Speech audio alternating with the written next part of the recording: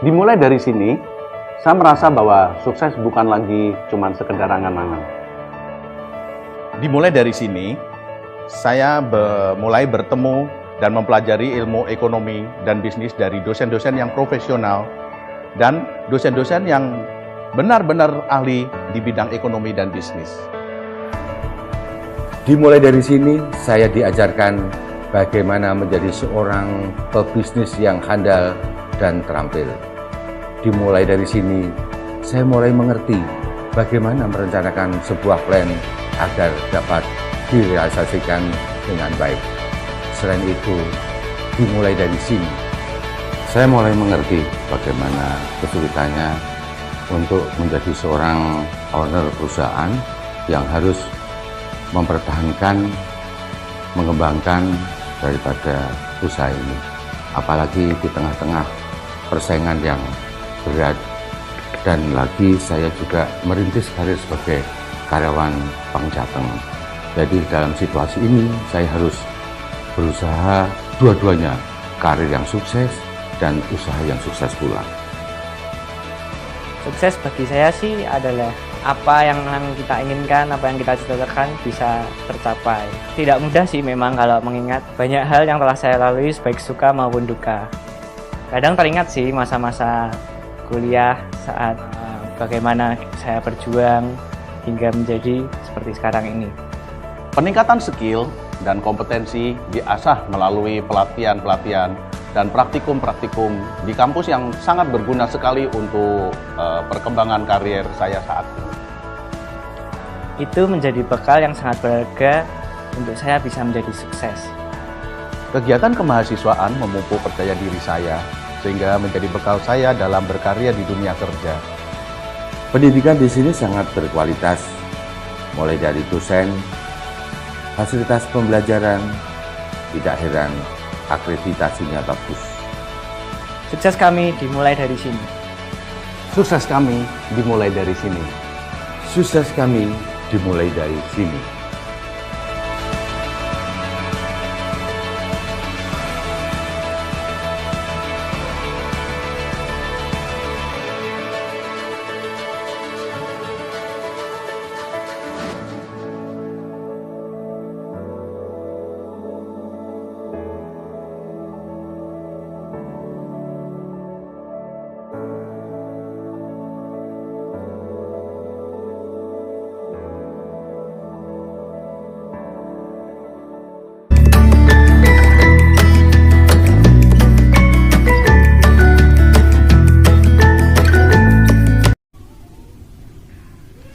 Assalamualaikum warahmatullahi wabarakatuh. Sebelumnya, perkenalkan nama saya Hanifah Dia Nurrohmah dengan NIM 18,05520181, mahasiswa jurusan Akuntansi Fakultas Ekonomika dan Bisnis Universitas Tikubang Unisbank Semarang.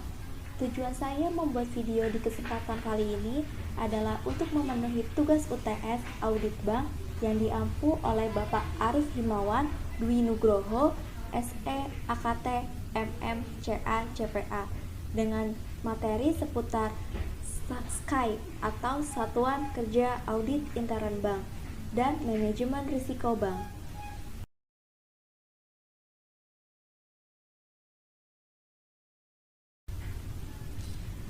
Untuk materi pertama yang akan kita bahas adalah mengenai Satuan Kerja Audit Intern Bank atau SKY menurut Peraturan Otoritas Jasa Keuangan Nomor 1/POJK.03/2019.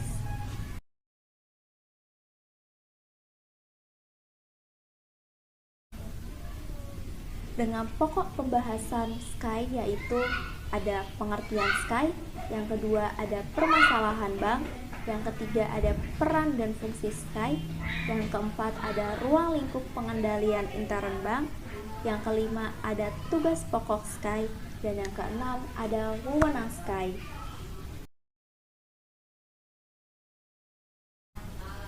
Selanjutnya kita akan membahas mengenai pengertian SKY.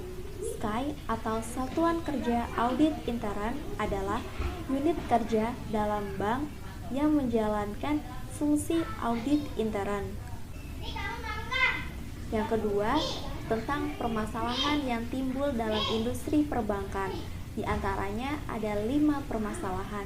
Yang pertama, dunia perbankan merupakan industri yang sangat dinamis karena pesatnya perkembangan berbagai produk dan jasa bank dalam waktu yang relatif singkat. Yang kedua, persaingan antar bank yang menajam sehingga mengakibatkan persaingan dalam merebut nasabah, baik nasabah dana maupun debitur yang baik. Yang ketiga, penyaluran kredit bank. Penyaluran kredit bank ini seringkali dilakukan tanpa melalui prinsip-prinsip kredit yang sehat. Yang keempat, penyaluran kredit pada pemilik atau pemegang saham sehingga melampaui BMPK atau batas maksimum pemberian kredit. Yang kelima, di bidang pengkreditan, proyek yang baik potensi dan kredibilitasnya sehingga akan mengakibatkan bank-bank berlomba-lomba untuk membiayai proyek tersebut. Selanjutnya akan membahas mengenai peran dan fungsi SKAI. Tugas SKAI adalah membantu Direktur Utama dan Dewan Audit dalam menjabarkan secara operasional perencanaan, pelaksanaan, dan pemantauan atas hasil audit.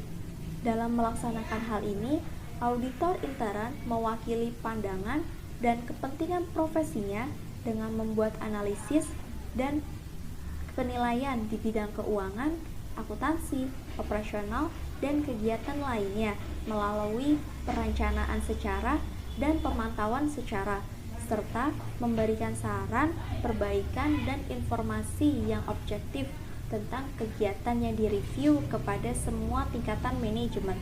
Selain itu, SKAI harus mampu mengidentifikasi segala kemungkinan untuk memperbaiki dan meningkatkan efisiensi penggunaan sumber daya dan dana, serta meningkatkan kegiatan yang ada di bank tersebut.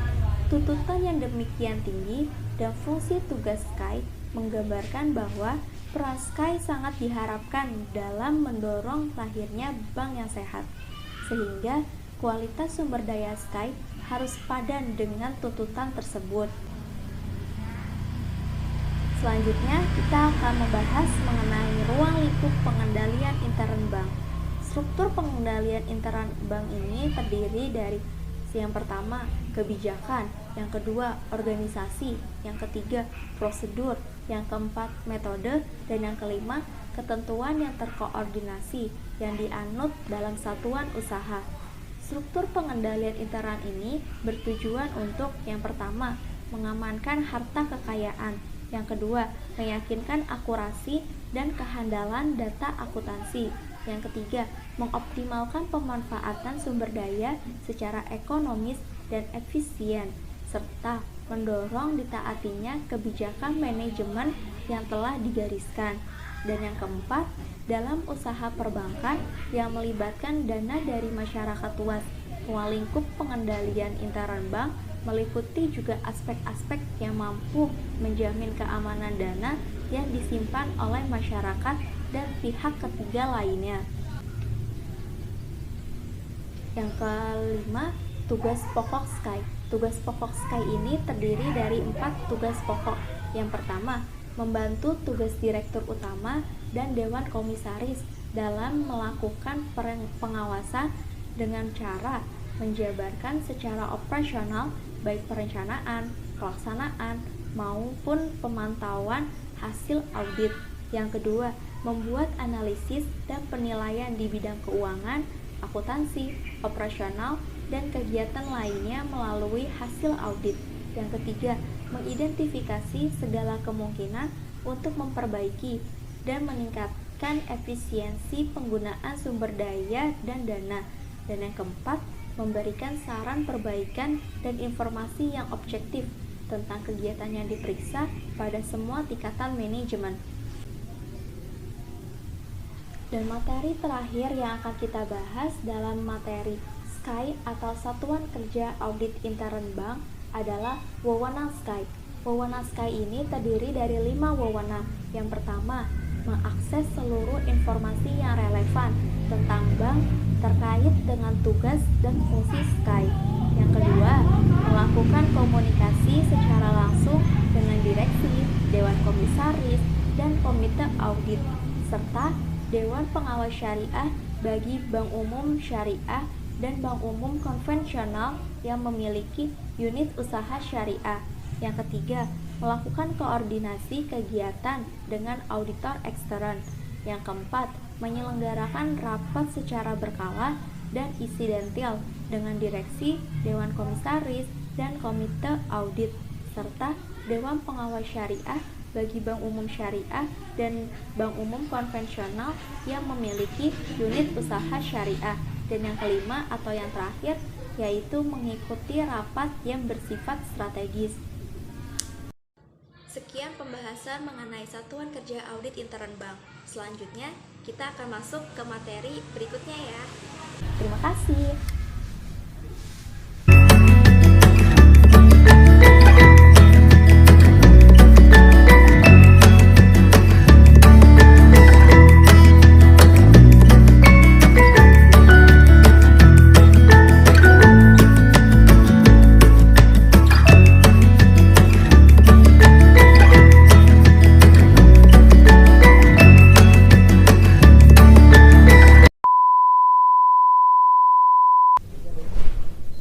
Materi kedua yang akan kita bahas dalam video ini adalah mengenai manajemen risiko bank menurut Peraturan Otoritas Jasa Keuangan nomor 18/POJK.03/2016 dengan pokok pembahasan. Ada 8 pokok pembahasan yang akan kita bahas dalam video ini. Yang pertama ada definisi manajemen risiko. Yang kedua, ada jenis-jenis risiko.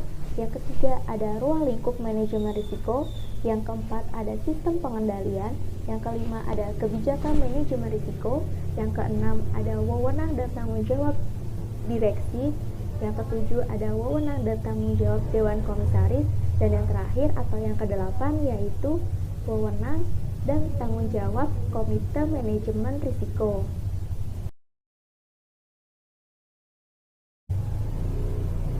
Materi pertama yang akan kita bahas adalah mengenai definisi manajemen risiko. Manajemen risiko adalah serangkaian metodologi dan prosedur yang digunakan untuk mengidentifikasi, mengukur, memantau, dan mengendalikan risiko yang timbul dari seluruh kegiatan usaha bank.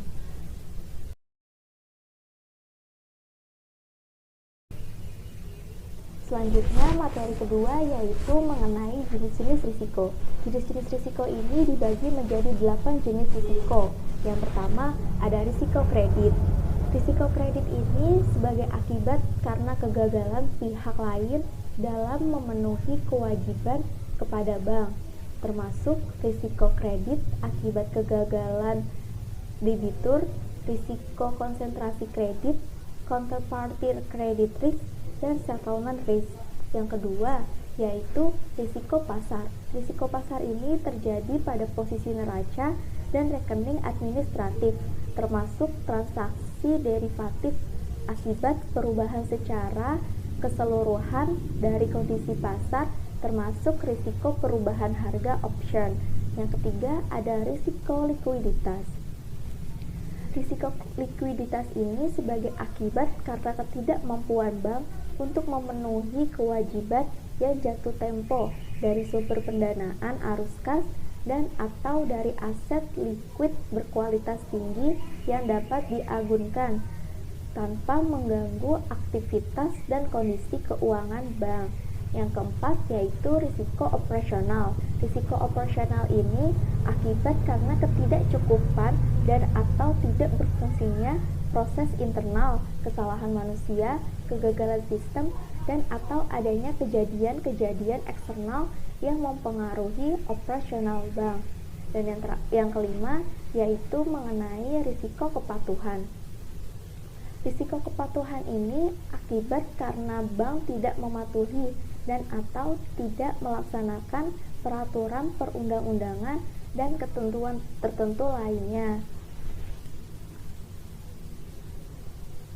Selanjutnya yang keenam yaitu mengenai risiko hukum. Risiko hukum ini akibat karena adanya tuntutan hukum dan atau kelemahan aspek yuridis. Yang ketujuh yaitu risiko reputasi. Risiko reputasi ini akibat karena menurunnya tingkat kepercayaan pemangku kepentingan atau stakeholder yang bersumber dari persepsi negatif terhadap bank. Yang kedelapan atau yang terakhir yaitu mengenai risiko strategik. Risiko strategik ini akibat karena ketidaktepatan dalam pengambilan dan atau pelaksanaan suatu keputusan strategik serta kegagalan dalam mengantisipasi perubahan lingkungan bisnis.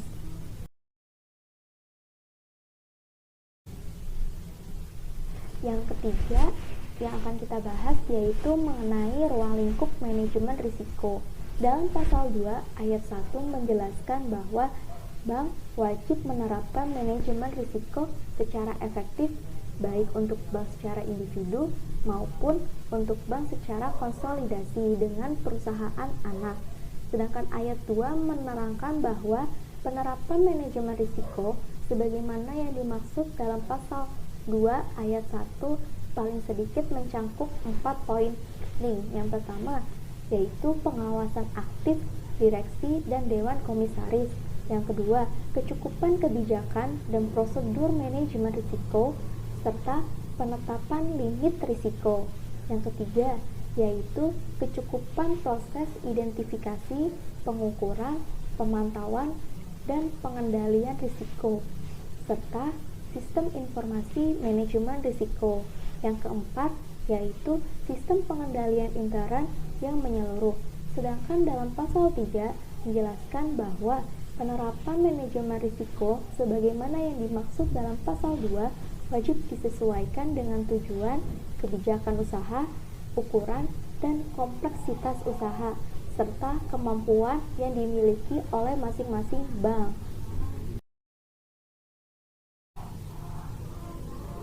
Materi keempat yang akan kita bahas dalam manajemen risiko yaitu berkaitan dengan sistem pengendalian intern.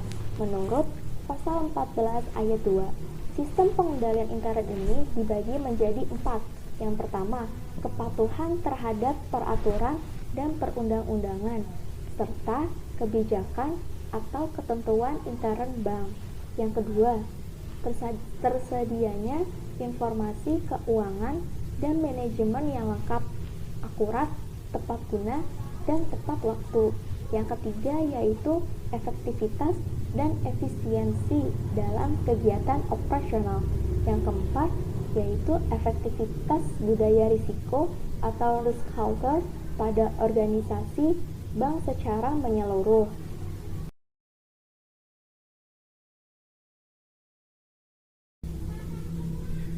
Selanjutnya ada sistem pengendalian intern dalam penerapan manajemen risiko.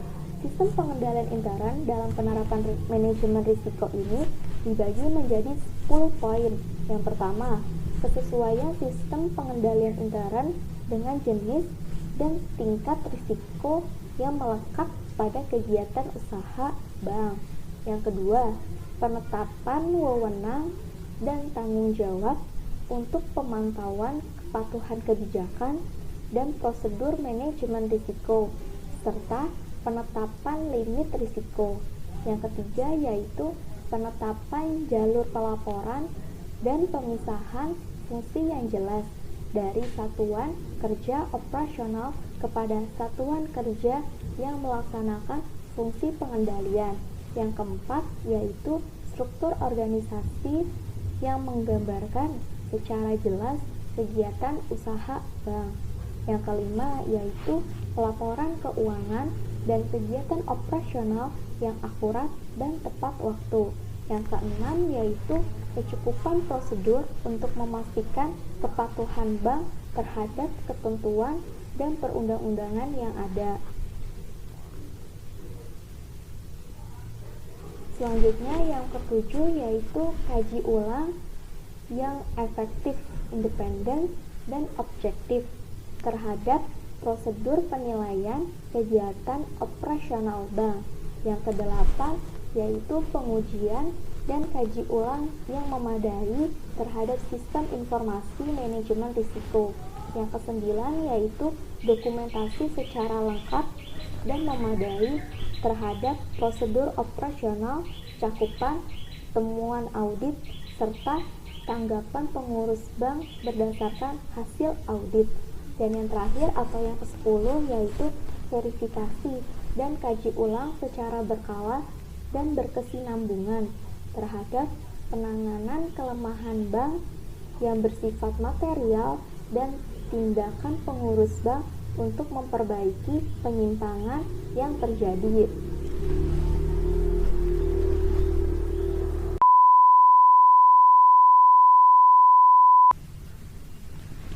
Materi kelima yang akan kita bahas dalam manajemen risiko yaitu berkaitan dengan kebijakan manajemen risiko.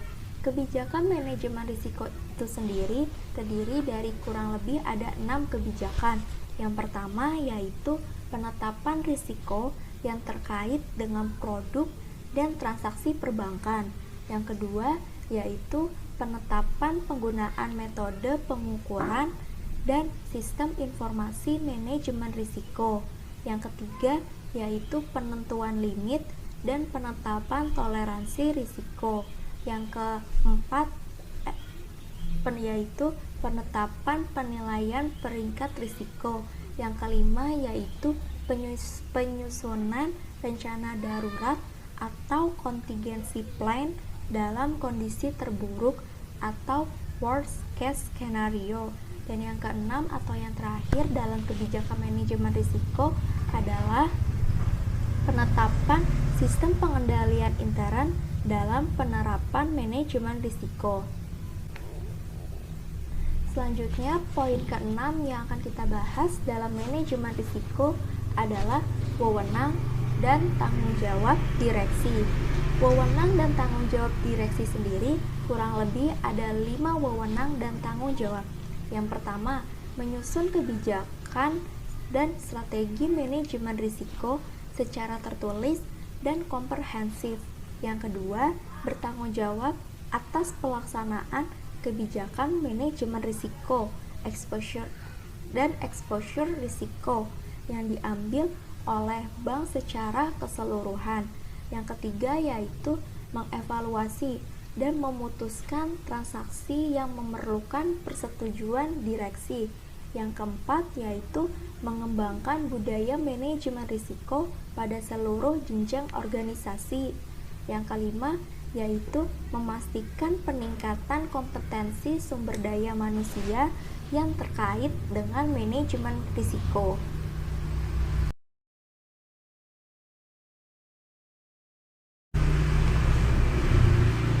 Selanjutnya, poin ketujuh yang akan kita bahas dalam manajemen risiko bank yaitu berkaitan dengan wewenang dan tanggung jawab Dewan Komisaris. Wewenang dan tanggung jawab Dewan Komisaris terdiri dari 3. Yang pertama, menyetujui dan mengevaluasi kebijakan manajemen risiko.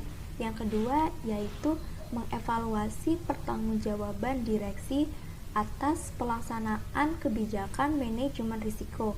Yang ketiga, yaitu mengevaluasi dan memutuskan permohonan direksi yang berkaitan dengan transaksi yang memerlukan persetujuan Dewan Komisaris.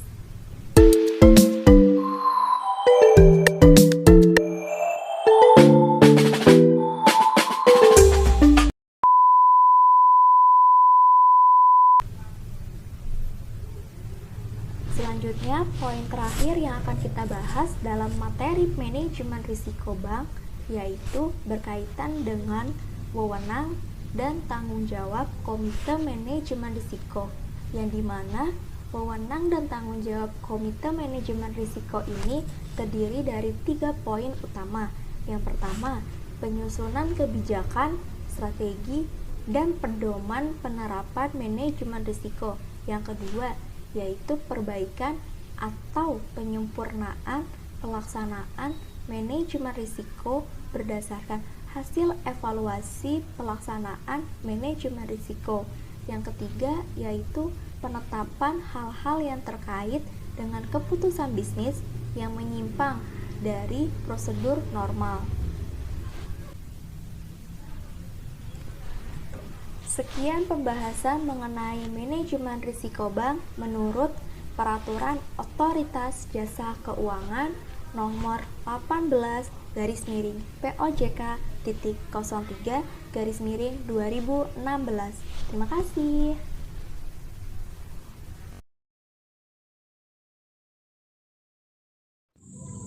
Itu tadi penjelasan video mengenai Satuan Kerja Audit Intern Bank dan juga manajemen risiko bank. Semoga video tersebut dapat bermanfaat untuk teman-teman semua ya. Kurang dan lebihnya saya mohon maaf. Wassalamualaikum warahmatullahi wabarakatuh. Dan sampai jumpa di video selanjutnya. Dadah.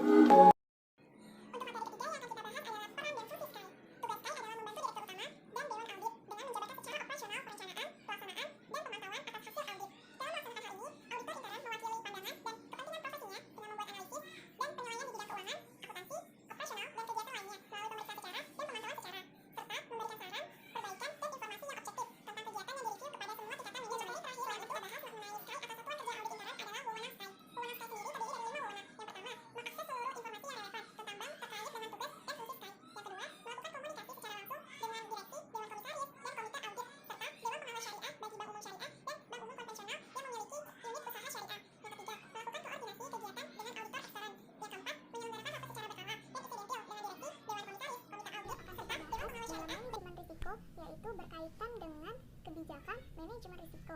Kebijakan manajemen risiko itu sendiri terdiri dari kurang lebih ada 6 kebijakan. Yang pertama yaitu penetapan risiko yang terkait dengan wewenang dan tanggung jawab Komite Manajemen Risiko, yang dimana wewenang dan tanggung jawab Komite Manajemen Risiko ini terdiri dari 3 poin utama. Yang pertama, sekian pembahasan mengenai manajemen risiko bank menurut Peraturan Otoritas Jasa Keuangan Nomor 18/POJK.03/2016. Terima kasih. Itu tadi penjelasan video mengenai Satuan Kerja Audit Intern Bank dan juga manajemen risiko bank. Semoga video tersebut dapat bermanfaat untuk teman-teman semua ya. Kurang dan lebihnya saya mohon maaf. Wassalamualaikum warahmatullahi wabarakatuh. Dan sampai jumpa di video selanjutnya.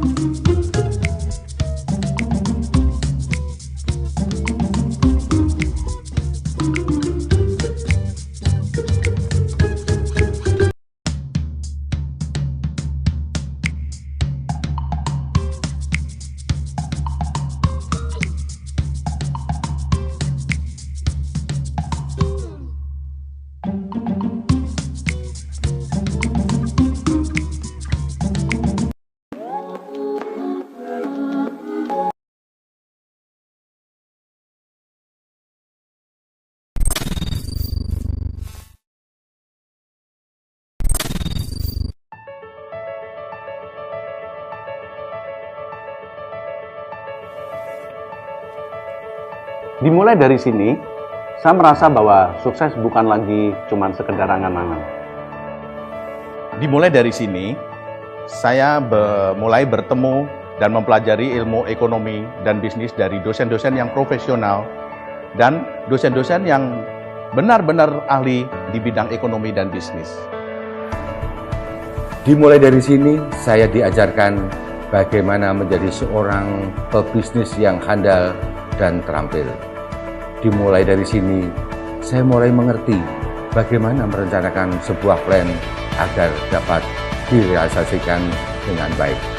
Selain itu, dimulai dari sini, Saya mulai mengerti bagaimana kesulitannya untuk menjadi seorang owner perusahaan yang harus mempertahankan, mengembangkan daripada usaha ini.